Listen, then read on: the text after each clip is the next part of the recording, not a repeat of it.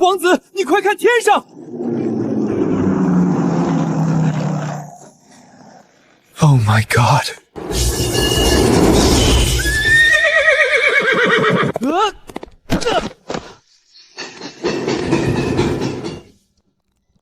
喂，阿凡大道2号路口有个老外骑马摔了，挡着电车了，来人把马拖走。收到，发生车祸，附近人员立刻到达现场。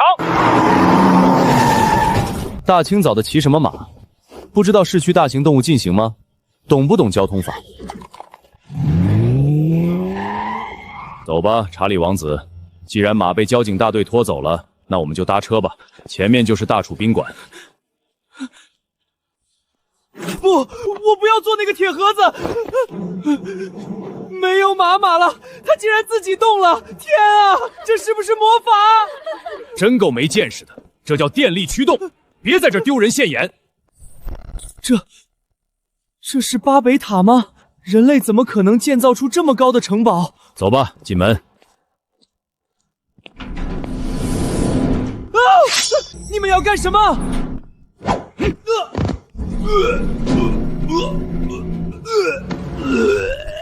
我在飞，快停下，快停！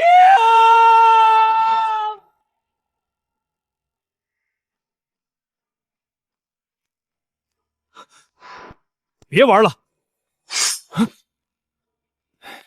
喂，前台吗？对，安排晚饭送上来吧。这盒子里藏人了！里面的小矮人，你听着，我是查理王子16世，你被大楚的巫师囚禁在这里面了吗？快出来！这叫有线电话，这不是魔法，这是通讯技术。格物王李凡听旨。臣在。自今日起，大楚第1舰队全部交由你全权指挥，给朕出海，征服那些未知的版图，开启大航海时代。陛下，万万不可啊！陛下，海战与陆战截然不同啊！李凡不过一介文官，岂懂海战之法？虽然大楚的铁甲舰坚固，但那铁疙瘩笨重无比，在海上就是个活靶子。西方联合舰队横行四海100年，船坚炮利，若是遇到，咱们大楚的水师必将全军覆没，片甲不留啊！大楚理应固守近海，切不可冒险远征啊！都给朕闭嘴！朕意已决，大楚的剑锋所指便是格武王航线，谁再敢乱军心，定斩不饶！真是夏虫不可语冰。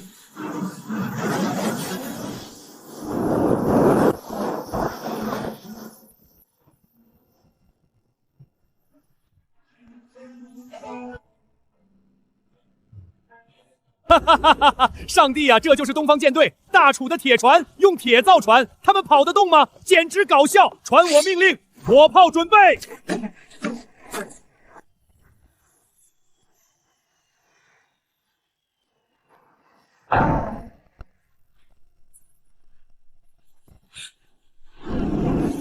这不可能！继续开炮，打穿他们！王爷，敌舰已经进入我方主炮射程。距离太近了，主炮退膛。啊！退膛！王爷，敌人的炮弹都砸到咱们脸上了，难道要直接撞过去吗？哼！给这帮玩木头船的土标来一点金属风暴的震撼！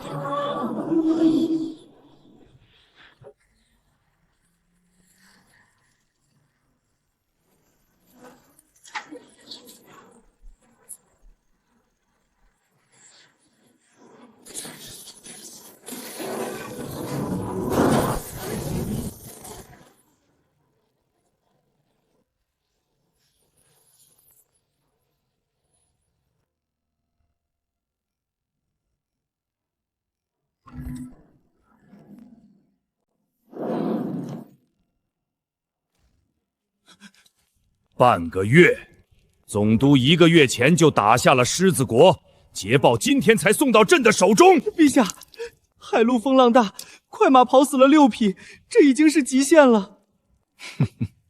极限？朕的铁甲舰能横行四海，朕的铁骑能踏平八荒，结果朕想听个响声，还得等上1个月。魏忠，臣在。李坟呢？这小子回西陵躲清静多久了？回陛下，格武王回西陵已经整整3个月了。3个月，朕让他去解决帝国版图扩张后的通讯问题，他倒好，回老家享清福去了。陛下，格武王说现在的速度已经到了极限，若要万里传音，得找新动力。新动力？他要是再不回来，朕就得亲自去西陵把他抓回来了。铁锤，这速不够，再快点！大人，转不动了，差一点，就差那么一点。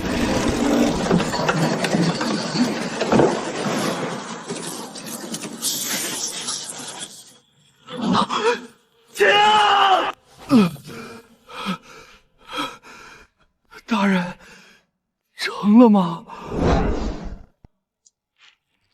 有了，这就是我跟你说的雷之子。大人，您真要把天上的雷给拽下来啊？不是拽，是造。这叫电，有了它，灯不用点火，车不用烧煤，话能隔空传万里。大人，不好了！咱们试了所有的材料，只要那电流一过，线就断，根本亮不起来呀！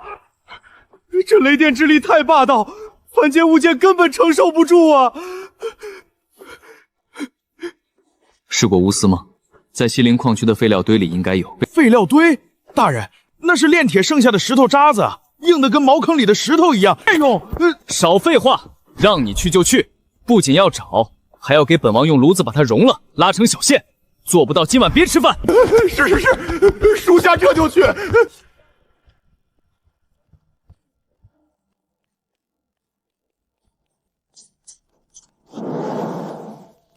现在的电流不稳，忽明忽暗，是因为发电机转速不匀。我们需要一个极其稳定的动力源。大人，蒸汽机不行吗？太笨重，损耗太大。蒸汽机烧煤烧水，提速太慢。我们需要更轻便、爆发力更强的活塞动力。那是北边送来的石油。是大人，那玩意儿只能烧火，牧民都嫌弃它。没用，那是你没给他穿衣服。穿衣服？铁锤，大人还有啥吩咐？拿本王的图纸去1号车间。这次我们要直接在气缸里点火，直接在铁罐子里点火？大人，那不得炸了呀！就是要它炸，不炸哪来的动力？王爷说这黑水能比煤炭还有劲儿，我咋不信呢？可不是嘛，这玩意儿点着了全是黑烟，熏死个人。铁锤，你找人给我砌一个3丈高的砖塔，分5层，把这些铁管子给我一层一层的盘上去。大人，这是要酿酒吗？酿你的头，这叫分流塔。这原油里面全是宝贝，但是混在一起就是废物。我们要利用它们沸点不同的原理，把它们一层一层的蒸出来。底层加热后，石油会沸腾，变成气体往上飘。第1层温度最高，流出来的叫重油，拿去烧锅炉。第2层流出来的叫柴油，留着以后开拖拉机。第3层叫煤油，点灯用的，不冒黑烟。到了最上面那层，低温透明液体叫做汽油，那才是我们今天要的炸药之王。倒直油，生火。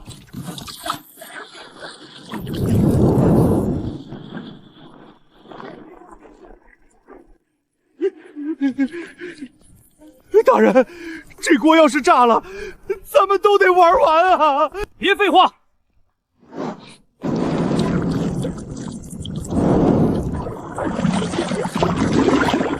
快看，最上面那根管子出水了。这这就是汽油，大人，这不就跟水一样吗？您说它比煤炭还厉害？不信，看好了！我操！我去，火龙树水也能烧着啊！这就是汽油的爆发力，这半勺要是放在密封的铁罐子里点燃，产生的膨胀力能把一头牛轰上天。油有了，现在要做出个能承受住这股爆炸力的铁罐子。大人，您不是在开玩笑吧？这铁圆筒倒是不难，可是您要求这圆筒内壁必须像镜子一样光滑。不仅如此，您还要在这圆筒里塞一个铁疙瘩，让它在里面上下滑动，还不能漏一点气。怎么能做到？大厨最好的铁匠也磨不出这么圆的孔啊！做不到，也得做。刚才汽油的爆炸你们也看到了，如果是普通的生铁，一爆就炸膛。我们要用高康钢混合锰矿石，然后浇铸出一个整体的合金钢体。起炉炼钢。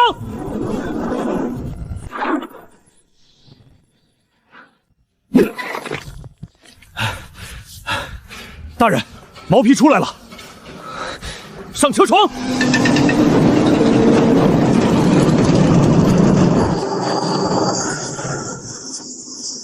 慢一点，进刀量再小一点，加水降温，车刀要退货了。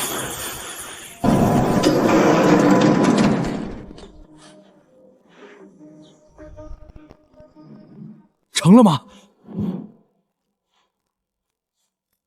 不行，废了。什么？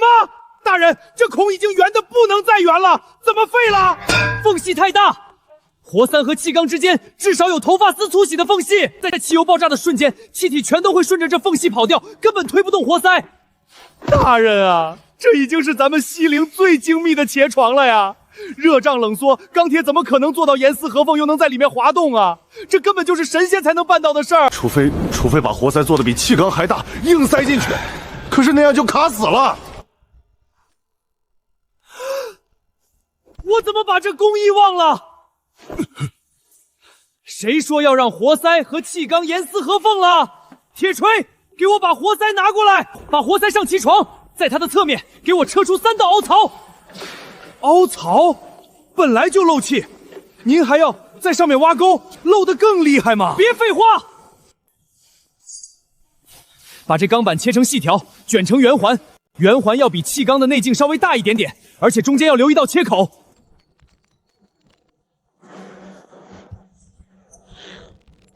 看好了，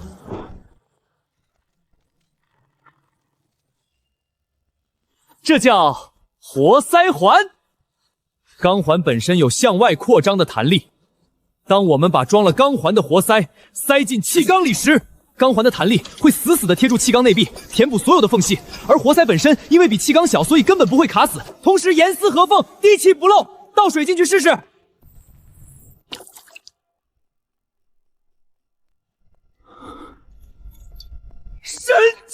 神机啊！王爷，您的脑子到底是咋长的呀？王爷真是天纵奇才。行了，别拍马屁了。钢体有了，活塞有了，接下来就是组装了，给它装上进气门、排气门，还有曲轴和飞轮。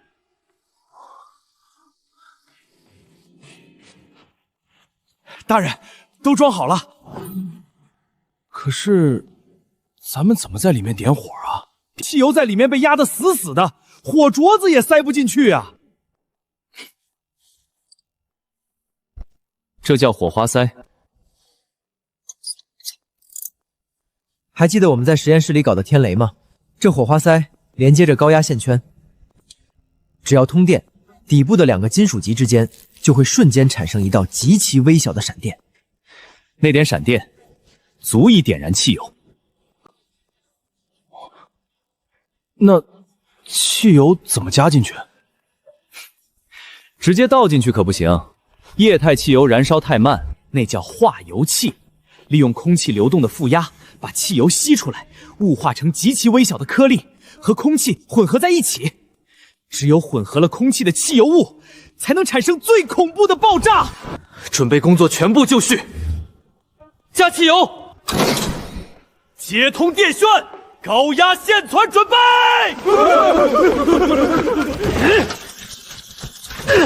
吸气，压缩，点火。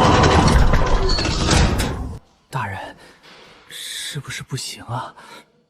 继续。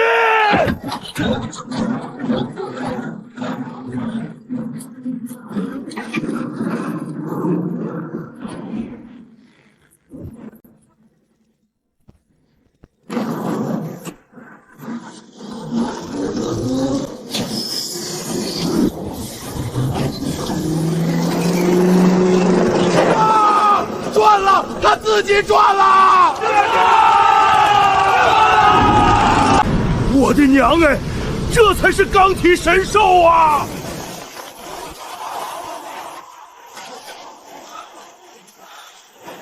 哈气，终于成了！抬发电机来！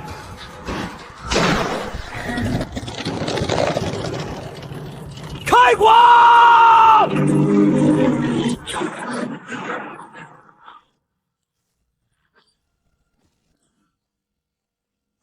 亮了，灯泡亮了，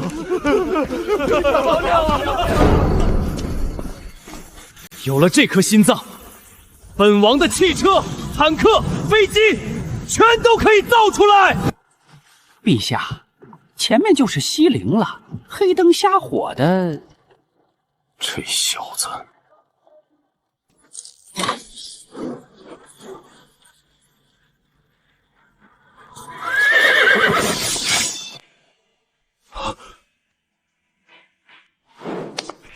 大人，工匠们都到齐了，您还要造啥仙器啊？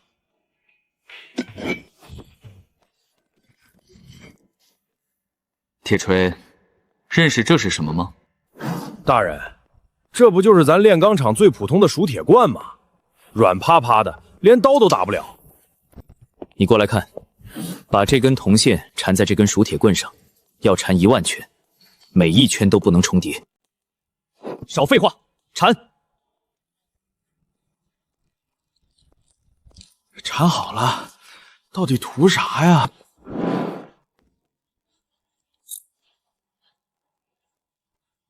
铁锤，看好了，这没火没烟的，有啥好看的？妈呀！铁活了！妈呀！这是什么东西？那铁杆子怎么会隔空吸雾啊？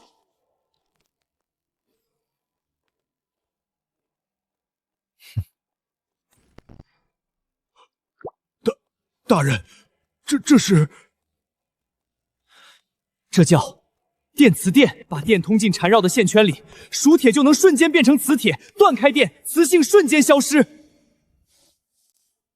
有了它，我们就能在万里之外控制这块磁铁，这就是万里传音的灵魂。可是大人，就算能在万里之外吸一块铁，那也传不了话啊！蠢货！既然我们能控制它吸铁，那我们就能利用这个动作，让它发出声音。看好了，这个按键我管它叫发报键。只要我按下它，电路接通，万里之外的电磁铁就会产生磁性，磁铁产生磁性就会把上面的金属小锤吸下来，小锤砸在黄铜砧板上就会发出声音。连起来听。我的个乖乖！大人，它真的动了！这木头匣子自己会敲锣打鼓啊！相隔万里，京城暗箭，南阳瞬响。此物名为电报机。不对呀，大人，这木头匣子敲的是挺热闹的，可是他敲的是哒咔哒咔，又不是说人话，谁能听懂这铁疙瘩在放什么屁呀？跟敲木鱼似的，难道让前线猜谜语吗？这是赵头铁把酒杀死了。问得好，但如果我们给这些声音赋予文字的意义呢？肃静！在电报机上，手指快速按一下就松开，发出的短促声音滴，我们记作点；手指按住，停顿一息再松开，发出的长音哒，我们记作滑。王爷，这点和滑能干什么用啊？能组装成全天下的数字，用长短不一的声音组合来代表从0到9的10个数字。只要对面听到滴哒哒哒哒哒，他就知道我发过去的是数字1。大人，光发个1、2、3、4，对面将军不得懵逼啊？你才懵逼！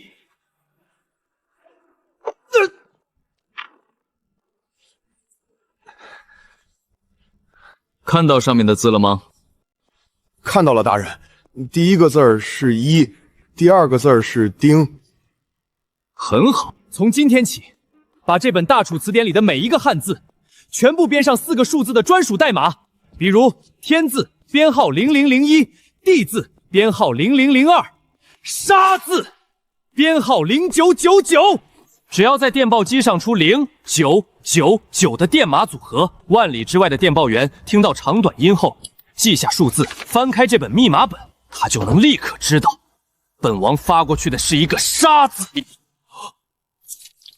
将大楚几万个汉字化作极其简单的数字，再将数字化作长短不一的敲击声，顺着铜线一息之间传遍天下。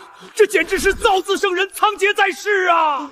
而你们接下来的1个月什么都不用干，就给我硬背这本李氏电码本。我要你们听到敲击声的瞬间，脑子里就能蹦出那个汉字。你们将是大楚帝国第一批听风者。只要铜线铺得够远，哪怕隔着万里大洋，我也能在一息之间跟他对骂。大楚的版图太大了，大到消息走半个月都到不了家，这可不行。好一个一息之间！李凡，你这拽天雷的本事，瞒得朕好苦啊！陛下，您还挺心急。刚才你说隔着万里大洋也能瞬间对话，能，只要陛下愿意，我就能让京城和南阳变成邻居。李凡，你知不知道这东西一旦铺开，大楚将不再有边疆？臣知道。你知不知道这东西一旦出现，朕的那些老对手将永远活在恐惧中？臣也知道。好，哈哈哈哈！什么封王拜下？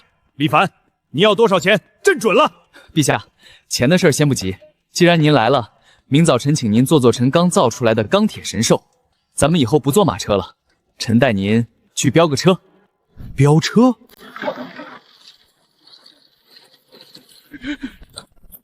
陛下，请上座。好，朕便看看你这神兽有何能耐。坐稳了，陛下。这是何等的速度！李凡，这就是你说的新动力？这叫内燃机，只要给它喝汽油，它能拉着万斤粮草日行8000里。日行8000里，好，哈哈哈哈！好，好，好！听说了吗？那李凡在西陵倒反天罡，竟把天雷引进了城，简直是荒唐！雷霆乃上天之威，凡人岂敢亵渎？陛下被那妖孽迷了心窍，咱们若再不出手，大楚的礼法就要毁在那些铁鸽子手里了。联络各省言官，我们要死尽！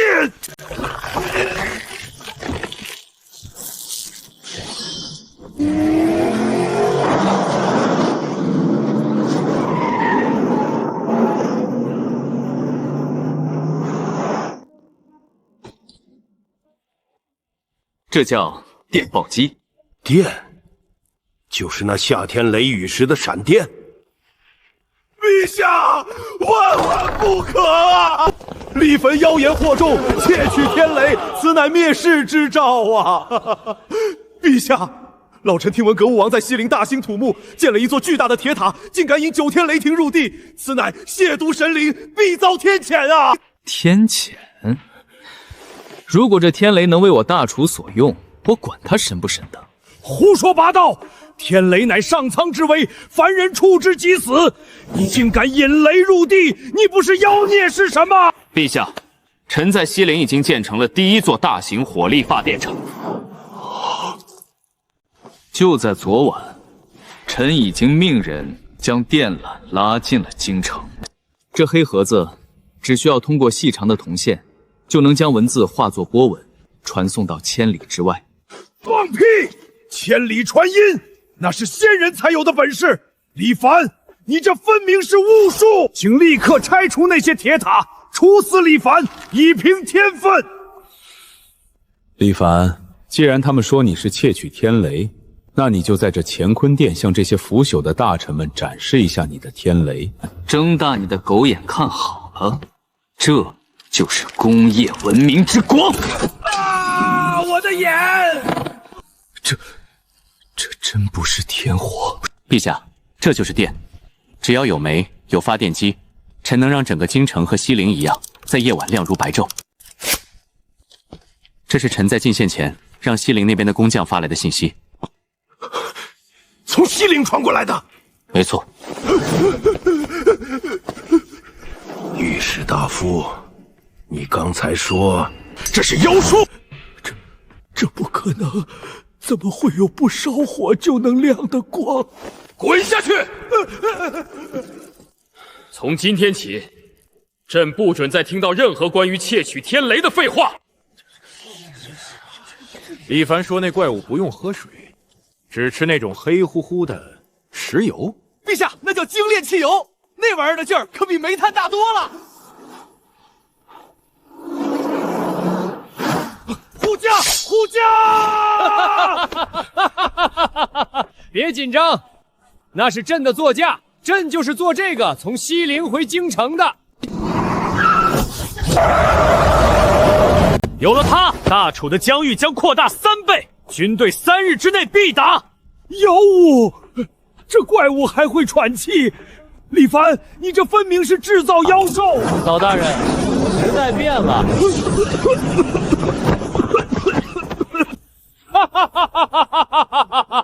好一个李凡！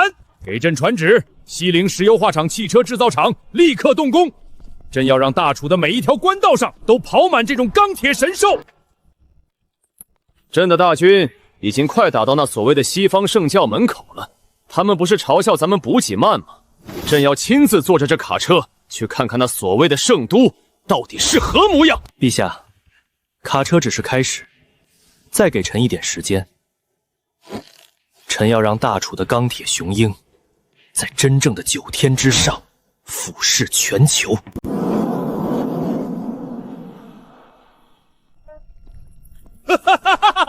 大楚的军队在哪里？统帅大人，您看，他们在那儿。大楚的铁甲舰再强，能开到山上来吗？大楚的汽车再快，能飞过这万丈深渊吗？在平原上，我们确实打不过那些会喷火的钢铁怪物，但在上帝之盾面前，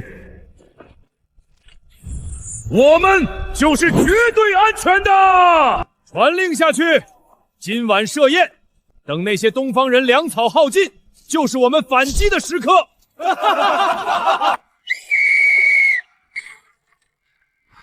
100丈高的乌龟壳，那个钢铁洪流竟然被一堆破石头挡住了。陛下，这地势太险要了，我们的步兵如果强攻，全都会成为敌人的活靶子。难道就这么耗着？大军每日消耗的粮草是天文数字，后勤线拉得太长了。哎呦，陛下，多大点事儿啊？至于生这么大气吗？李凡，你可算来了。这乌龟壳，你有什么办法敲碎它？敲碎？从下面敲当然费劲，咱们不从下面打，咱们从天上打。天上？王爷，您是在开玩笑吗？咱们大楚的将士又没长翅膀，怎么飞上天？难道用投石车把人扔过去？陛下，臣回西陵一趟，最多2个月，臣给您造一支天空军。王爷，您别闹了，咱们造车造船，那是因为铁轱辘能在地上滚，铁船因为浮力能在水里飘。可是这天空中空荡荡的，什么都没有。您造个铁疙瘩，它怎么可能掉不下来？哼，空荡荡，什么都没有。铁锤，看好了。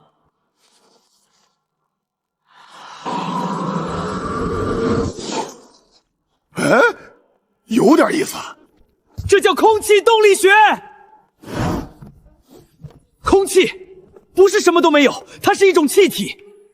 当空气流速越快的地方，压强就越小。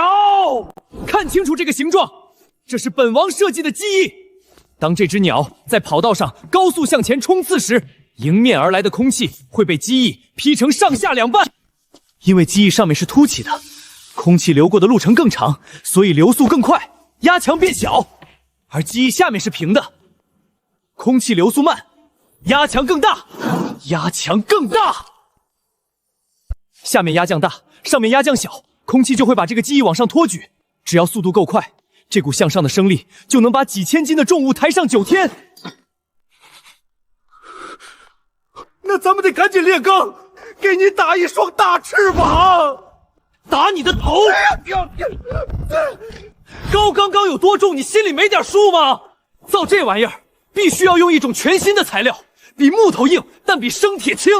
王爷，天下哪有这种石头啊？以前没有，但现在我们有电了。去矿山，给我拉1万斤红土矿回来。好。今天我们要用电造出一种新金属铝。冰晶石溶解完毕，铝土矿粉末倒入。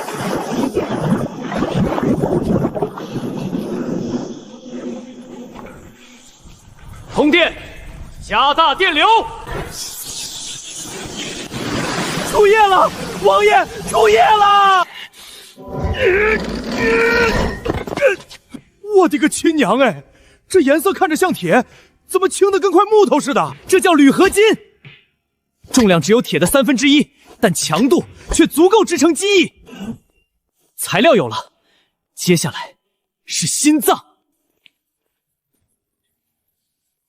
这叫新型航空发动机。为了减轻重量，它去掉了笨重的水冷水步箱，直接在空中利用狂风进行风卵。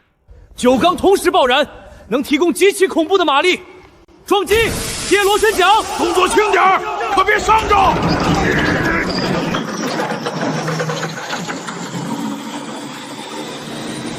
对准了！1、2、3，进！给我锁！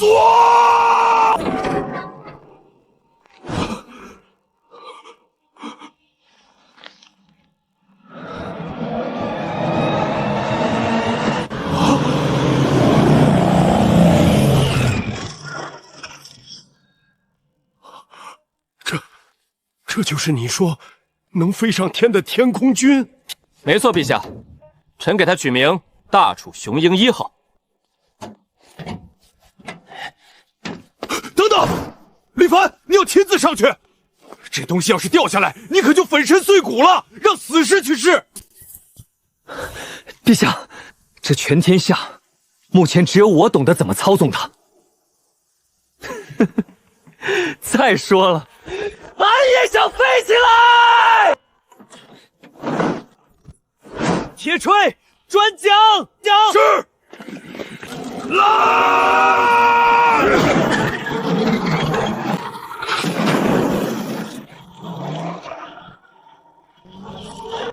松开轮挡！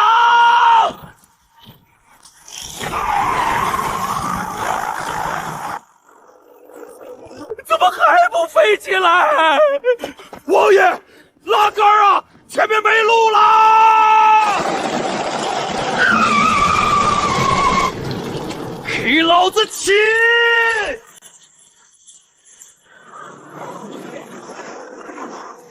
老天爷啊！铁骑真的飞上天了！神迹！狗王真是天神下凡啊！飞了。真的能征服天空。大楚万岁！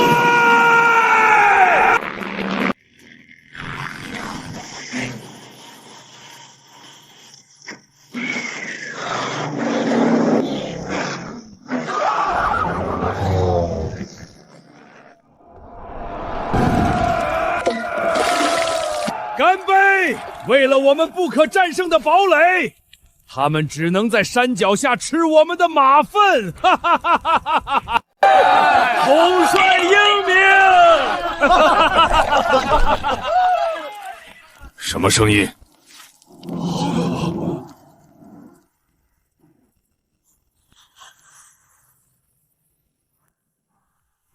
打雷了吗？敌袭！天上，敌人在天上！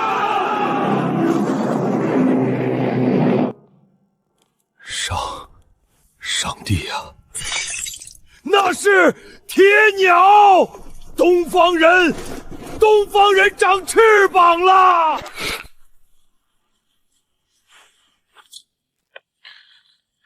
各机组注意，这里是动幺，目标敌方要塞。高度校准完毕，风向校准完毕。投弹！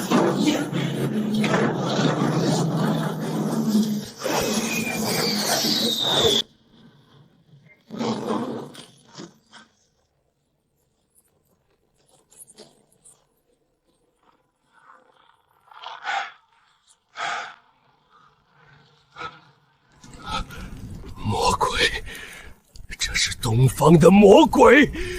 神啊！你为什么把翅膀赐给了东方人？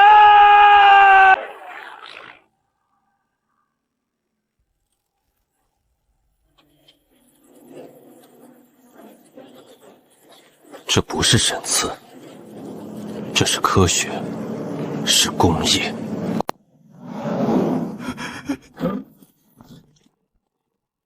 哟，堂堂神圣联盟的殿下，怎么对我们大楚的马桶这么情有独钟？伟大的歌王，仁慈的东方神明，我错了，我们全都错了，求求您收起您的那些铁鸟吧，我们投降，我们无条件投降。投降？现在说投降，是不是晚了点儿？这是条约，签字。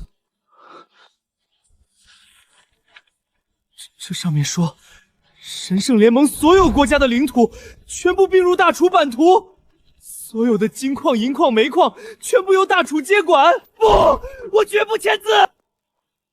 副官，给咱们这位没见过世面的王子大少爷听听文明的声音。是。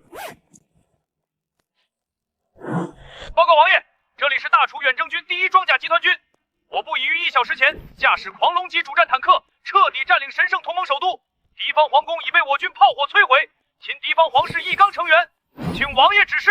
轮城没了。不，这是幻觉，这小盒子里一定藏着恶魔在骗我。骗你？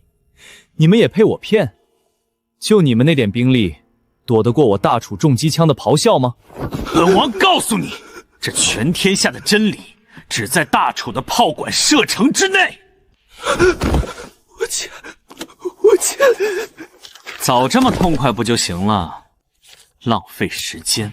把他拖下去，送去西伯利亚挖土豆。是。王爷，西方全境以下，地球上再也没有任何人敢与我大楚为敌了。走吧，回宫。皇上那边估计等咱们的捷报已经等得不耐烦了。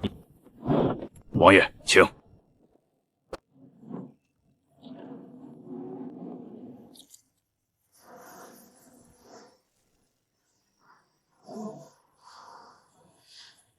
10年了，我硬生生用10年的时间，把一个封建农业国拔高到了第2次工业革命的巅峰。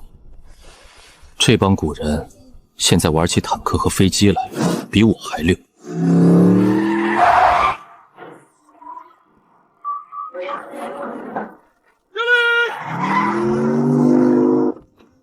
哎呦喂，我的王爷祖宗哎，您可算回来了！魏公公，你这车技见长啊！